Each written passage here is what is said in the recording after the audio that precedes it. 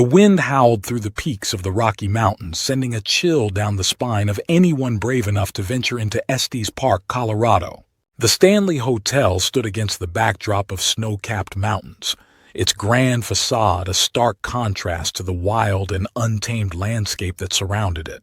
The year was 1909, and Freeland Oscar Stanley, a man of great ambition and vision, had just opened the doors to what he intended to be the most luxurious resort in the West. As Stanley gazed out from the balcony of his creation, a sense of pride filled his chest. "This will be a sanctuary," he declared to his wife Flora, who stood beside him. "A place where the weary can find peace, and where the grandeur of nature can be matched by the comforts of modern life." Flora nodded, her eyes reflecting both admiration and concern. "And yet, there is something about this place, Freeland, something old. It feels as though the mountains have seen things that we cannot begin to understand." Stanley chuckled, dismissing her unease with a wave of his hand. "Nonsense, my dear. These walls will hold nothing but the laughter of guests and the warmth of our hospitality." But as the days turned to nights, and the nights into weeks, a different atmosphere began to settle over the Stanley Hotel. The electric lights, the telephones, the luxurious bathrooms, modern marvels of the time, seemed to flicker and hum with a life of their own, as if the very air inside the hotel was charged with something unseen, something waiting. One evening, as Stanley made his rounds through the corridors, he paused outside a room where the door had inexplicably swung open. "Strange," he muttered, pushing it gently.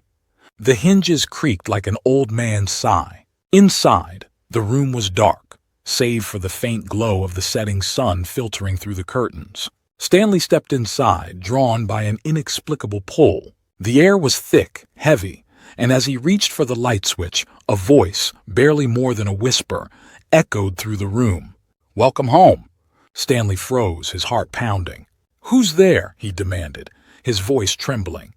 But the room offered no reply, only a deep silence that pressed in on him from all sides. He backed out, nearly stumbling as he fumbled for the door handle, desperate to escape the oppressive darkness. Outside, Flora was waiting. "Freeland, what's wrong? You're as pale as a ghost." Stanley forced a smile, but his hand still shook. "Just a trick of the light, my dear. Nothing more."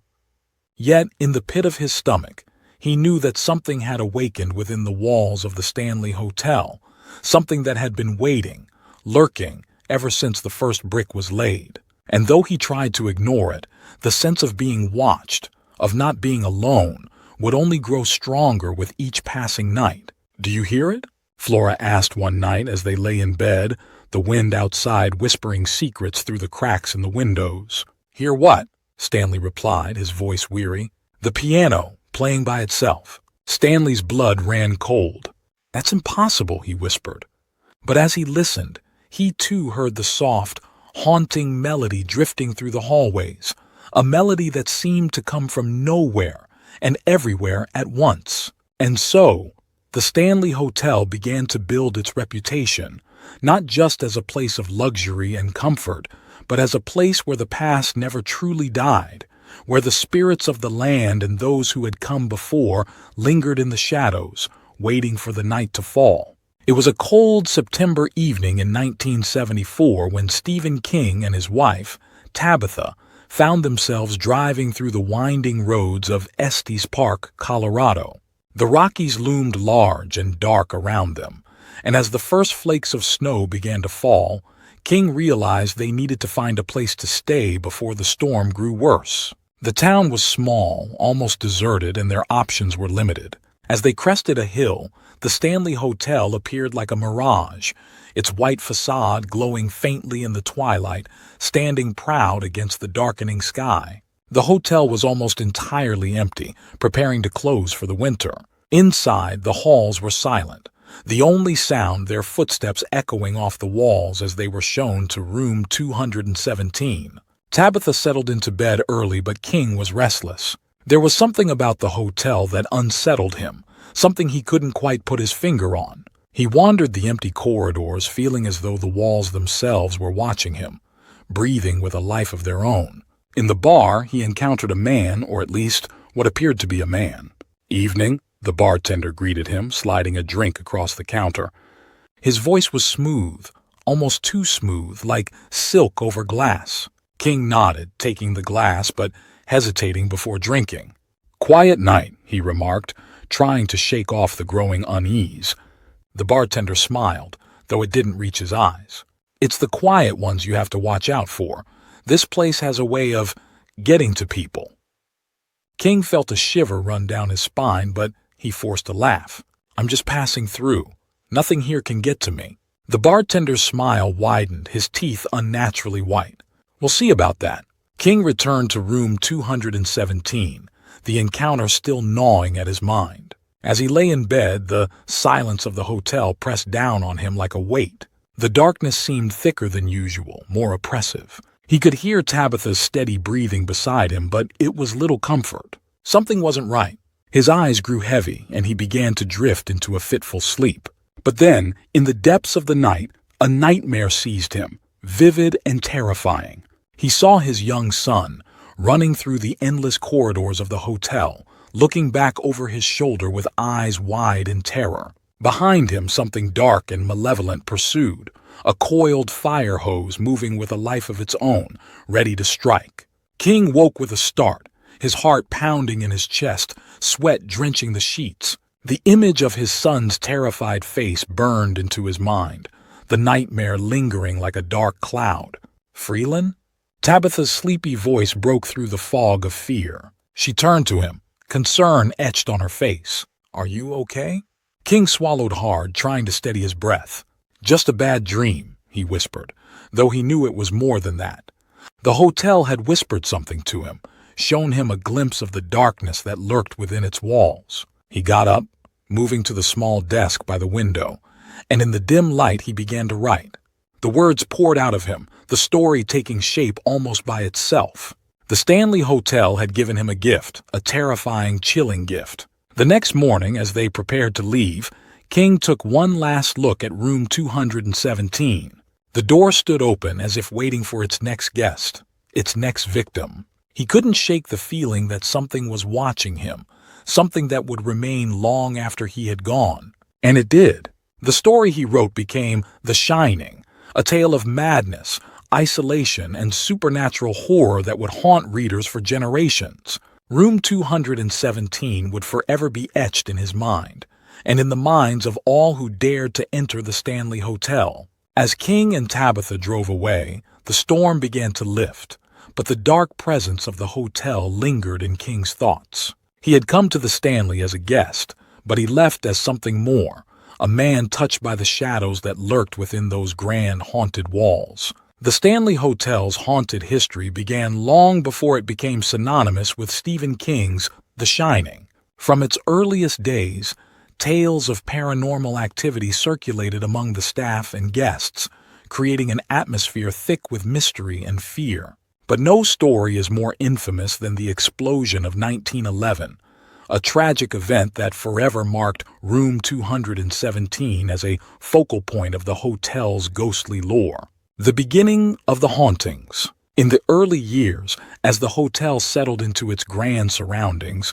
whispers of strange occurrences began to ripple through the staff. Freeland Oscar Stanley, the hotel's visionary founder, prided himself on the modern amenities that his establishment offered: electric lights, telephones in every room, and even steam-powered automobiles. Yet, it seemed that these very innovations might have awakened something ancient and restless within the hotel's walls. One night, as the wind howled outside and the gas lamps flickered inside, a maid named Anna paused in the hallway, her arms full of fresh linens. She heard it, a faint, childlike giggle, echoing from the far end of the corridor. Anna turned, expecting to see one of the guest children playing a late-night prank, but the hallway was empty. "Who's there?" she called out, her voice trembling. Silence answered her, but the air grew colder, a chill creeping up her spine. She hurried back to her duties, but the sense of being watched, of not being alone, never left her. The 1911 explosion. It was a warm summer night in June 1911 when the hotel's history was forever scarred. Elizabeth Wilson, the head chambermaid, was making her rounds, ensuring that the rooms were in order before the guests retired for the night. Room 217, one of the hotel's finest, awaited her attention. As she entered, a candle in hand, she didn't notice the faint odor of gas that had leaked into the room. The explosion was sudden, violent, a blast that ripped through the room and knocked Elizabeth off her feet. The force of the blast sent a shockwave through the hotel, shattering windows and filling the halls with smoke. Miraculously, Elizabeth survived, though she was thrown into a coma from the impact. The hotel staff rushed to her aid, pulling her from the wreckage, her body bruised and broken but alive. The damage to the hotel was extensive, and the incident became the talk of the town. But what came after was even more disturbing. When Elizabeth finally awoke, she was dazed, her memory of the event hazy. She returned to work, her movements slower, her demeanor more subdued. Yet she insisted on continuing her duties, especially in room 217. The ghost of Elizabeth Wilson. Decades passed, and the story of Elizabeth Wilson's survival became legend. But as the years wore on, guests began to report strange occurrences in room 217. Some awoke in the middle of the night to find their beds meticulously made around them, their clothes neatly folded as if by an unseen hand. Others spoke of a cold presence, a feeling that someone, or something, was watching them as they slept. One guest, a young couple on their honeymoon, awoke to find their suitcases unpacked, the contents arranged with a precision that bordered on the obsessive. The bride, startled, turned to her husband. "Did you do this?" she asked, her voice trembling. The husband shook his head, equally unnerved. "No, it wasn't me." They both felt it then, a cold draft sweeping through the room, though the windows were shut tight. The bride gasped as she saw, out of the corner of her eye, a shadowy figure at the foot of the bed, just for a moment before it vanished. Elizabeth Wilson had long since passed away by then, but the tales of her ghost persisted. Guests and staff alike spoke of seeing her spirit, dressed in the uniform she had worn in life, moving silently through the halls, particularly around room 217. Some claimed to hear the faint rustle of her skirts, the soft clink of keys as she went about her duties, eternally bound to the hotel she had served so faithfully. The Stanley Hotel, now a place of luxury and history, had become something more, a place where the past and present intertwined, where the spirits of those who had once walked its halls continued to linger, unseen but ever present. Room 217, once the site of a terrible accident, had become the heart of the hotel's haunted reputation, a room where the boundary between the living and the dead was perilously thin. Room 217. The ghost of Elizabeth Wilson. The night air was still, thick with the weight of history, as Sarah and her husband, Jack, checked into the Stanley Hotel. They had specifically requested room 217, intrigued by the legend surrounding it. "It's just a story," Jack had said with a grin, brushing off the tales of ghosts and hauntings. But as they stepped into the room, a cold draft greeted them, and a sense of unease settled in Sarah's chest. The room was immaculate, as if someone had just tidied it moments before their arrival. "It's cozy," Sarah said, trying to mask her discomfort.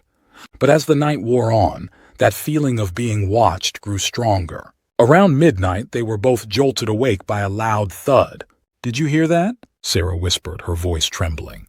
Jack nodded, his bravado slipping.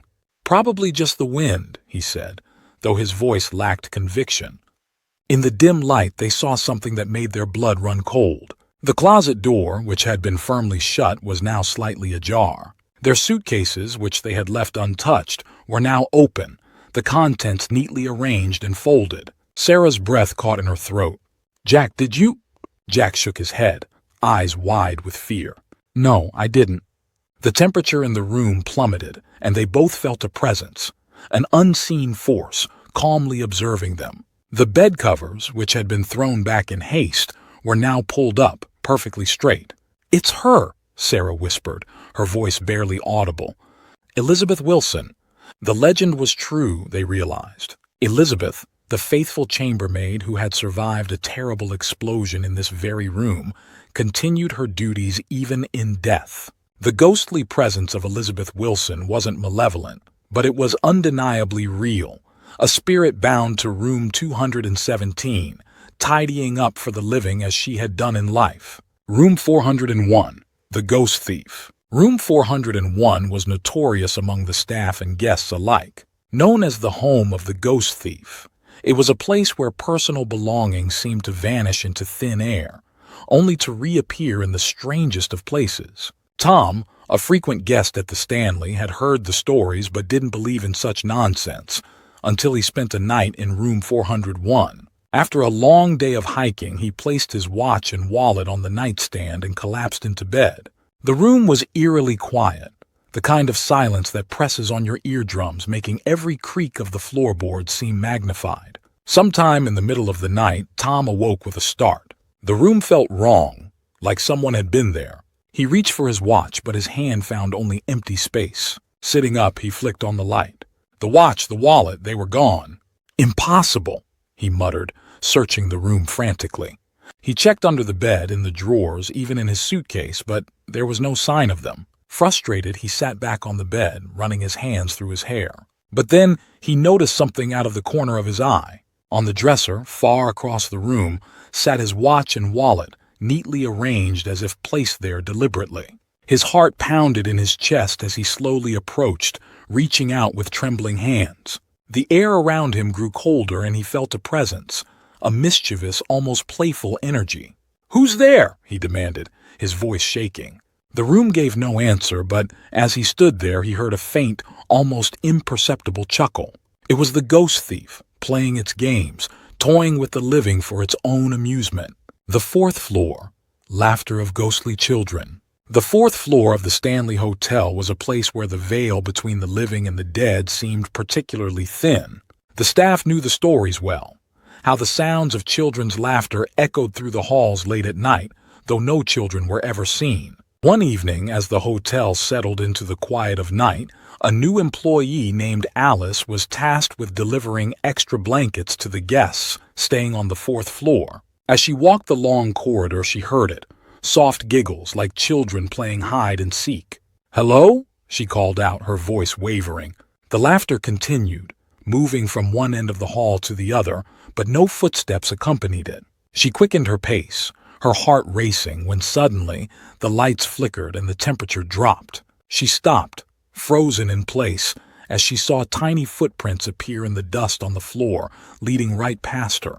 The giggling grew louder, more mischievous, and she swore she felt a tug on her apron, like a child demanding attention. "Stop it!" she cried out, spinning around, but there was nothing there, only the empty hall and the sound of her own breathing. The laughter faded, leaving behind a chilling silence. Alice turned and ran, blankets forgotten, as the realization sank in. The children of the fourth floor were still there, playing their endless games, unseen but always present. The concert hall, Flora Stanley and the spirits. The concert hall was one of the grandest spaces in the Stanley Hotel, a place where music once filled the air and the elite of society gathered for performances. But after dark, it became a place of shadows and whispers, where the spirits of the past lingered. One night, after the last of the guests had retired, the night watchman, Paul, made his rounds through the concert hall. As he walked through the rows of empty seats, he heard it, a soft, delicate melody drifting through the air. It was the piano, though no one was there to play it. Paul's grip tightened on his flashlight as he approached the stage. "Who's there?" he called out, his voice echoing in the vast space. The music continued, haunting and beautiful, each note a ghostly reminder of the past. As he reached the piano, the music stopped abruptly. For a moment there was silence, and then, "Leave," a voice whispered, cold and stern. It was Flora Stanley, the hotel's co-founder and lifelong lover of music, still playing her beloved piano even in death. Paul felt a chill run through him as the room grew darker, the shadows lengthening. He backed away, but the voice followed him. "This is my place," it whispered again, filled with a quiet authority that brooked no defiance. Terrified, Paul turned and fled, but not before he saw, out of the corner of his eye, the faint outline of a woman sitting at the piano, her fingers poised over the keys, ready to play once more. It was Flora, guarding her concert hall, ensuring that the music never truly died, even if she had. The Stanley Hotel, with its grand architecture and breathtaking views, was more than just a place to stay. It was a portal to the past, where the spirits of those who once loved, lived, and lost still walked the halls, forever tied to the place they called home. The Shining's cultural impact. The Stanley Hotel was already a place of mystery and whispered legends, but it wasn't until the release of Stephen King's The Shining that it truly became a cultural phenomenon. Overnight, the hotel transformed from a historic landmark into an icon of horror, its name forever linked with the terrifying story that King had spun within its walls. Popularity due to The Shining. In the years following the release of The Shining, the Stanley Hotel saw an influx of visitors, not just seeking luxury and comfort, but eager to experience the eerie atmosphere that had inspired one of the most famous horror stories of all time. The once quiet halls of the hotel were now filled with curious guests, many hoping to catch a glimpse of the paranormal. James, the hotel's long-serving concierge, watched the crowds with a mixture of pride and apprehension. "They all want to see the place where it happened," he murmured to a colleague one day as they stood in the grand lobby, watching as yet another group of tourists arrived. "They want to walk the same halls King did, hoping the walls will whisper to them as they did to him." His colleague nodded, glancing up toward the second floor, where room 217 had become a focal point for ghost hunters and horror fans alike. "It's become more than just a room," she said quietly. "It's a legend." Influence on paranormal tourism. As the years went on, the Stanley Hotel's reputation as a haunted location only grew, fed by both the myths surrounding The Shining and the real-life accounts of those who claimed to have experienced the paranormal within its walls. The hotel became a pilgrimage site for ghost hunters, thrill seekers, and fans of the macabre. Sarah and Tom, a young couple obsessed with the paranormal, checked into the hotel one cold October evening. They had traveled from across the country, lured by the stories of ghostly apparitions and unexplained phenomena. "Do you think we'll see anything?" Sarah asked, her voice tinged with both excitement and fear as they unpacked their bags in room 401, notorious for its ghost thief. Tom grinned, pulling out a small digital recorder. "We're going to document everything," he said, "even if it's just a creak in the floorboards." But the Stanley Hotel offered more than just the chance for an encounter with the supernatural. It had become a hub for paranormal tourism, where visitors could indulge their fascination with the unknown. Ghost tours became a nightly event, drawing crowds eager to explore the hotel's most haunted locations, from the eerie fourth floor to the shadowy depths of the concert hall. Ghost tours and events. Hosted by the hotel. Every night as the sun dipped behind the mountains and the shadows lengthened, the Stanley Hotel came alive in a different way. Groups gathered in the lobby, clutching flashlights and cameras, their breath visible in the cold night air. Abby, the hotel's lead ghost tour guide, stood before them, her face lit by the dim glow of a lantern. "Welcome to the Stanley Hotel," she began, her voice low and compelling.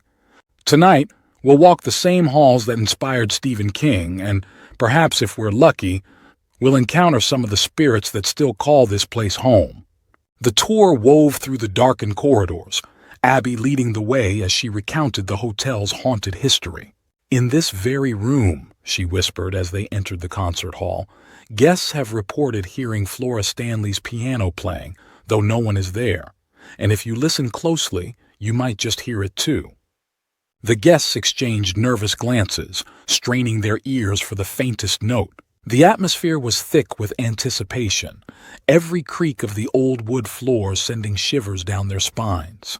The hotel also embraced its spooky reputation with themed events, such as the annual Shining Ball, where guests dressed in 1920s attire, mingling in the same ballroom where others had danced decades before. For one night, they stepped back in time, into a world where the line between the living and the dead was tantalizingly blurred. As the night wore on and the guests retired to their rooms, the hotel would fall silent once more. But the stories, the legends, and the ghosts of the Stanley Hotel remained, forever entwined with its walls, waiting for the next visitor who dared to walk its haunted halls. The Stanley Hotel's enduring mystique. As the years have passed, the Stanley Hotel has only grown in both fame and infamy. Its grand historic architecture is a stark contrast to the dark legends that swirl within its walls, creating a juxtaposition that draws people from all corners of the world. The hotel's mystique is not just a product of its age or its haunted history, but of the countless stories that have been woven into its very fabric, stories that refuse to fade, even as time marches on. One night, James, the hotel's longtime concierge, stood by the grand staircase, watching the shadows deepen as the last of the evening light slipped away. "This place has a way of holding on to things," he murmured to a guest who lingered nearby, a mix of awe and fear in her eyes. The guest, a woman named Claire who had come from far away, nodded slowly. "It's like you can feel the past here," she said, her voice hushed. "All those who walked these halls before us, they're still here, aren't they?" James smiled, a knowing glint in his eyes. "In a way, yes. The Stanley doesn't just let go of its history. It embraces it, holds it close. That's why people keep coming back." Attraction for paranormal enthusiasts and Stephen King fans. The hotel's allure is twofold.